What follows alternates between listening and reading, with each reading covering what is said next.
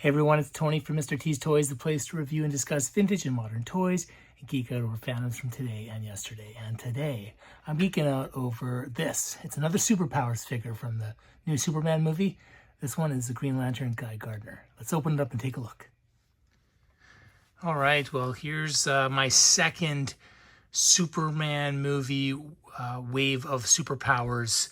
Here is Guy Gardner. And this figure looks just as good, if not better, than the Superman from this wave. I've got the entire wave, as far as I know, pre-ordered, and they've come in. So all of these figures down here, and there's a bonus figure that is in a special gold label, Fortress of Solitude. I picked up a couple of those as well. So I will be opening that later. The only thing that I have not gotten, at least as far as I know, is Mr. Terrific's T-Craft. And I still might get that, but I digress. So the write-up here, a loudmouth Green Lantern with a bowl cut and a gold tooth, Guy Gardner uses his power ring to fly and to form any object he can imagine out of solid green light. All right, that's a very brief write-up on Guy Gardner. If you want more of a history of this character in the DC world, I did do an unboxing of this Guy Gardner superpower figure, very brief, but I thought it would be nice to compare the more comic accurate one to the movie figure here. Artwork's pretty cool, but the actual figures themselves, I think, steal the show for me. They're quite nice. And I think, at least the Superman, which I just did a unboxing video for, they pair nicely with the comic accurate figures. So hopefully that is the case with all of these figures. I'll see how Guy Gardner lines up here next to the more comic accurate figures. He looks great.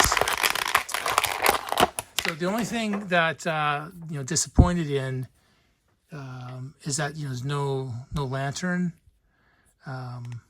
It's too bad, but he does have two closed fists anyways, whereas this Guy Gardner has an open hand for a lantern, but he did not come with his lantern like this Green Lantern over here. Okay, so let's take a look at this one here, because this is quite nice with this like his jacket part. So it's separate piece. I don't think you could get it off without totally destroying it. It's malleable, but it's hard. Then we've got a big bulky belt, just like the Superman has a bigger bulkier belt. Very nice detail in the hands with the ring and face as well, if I can zoom in here for you guys.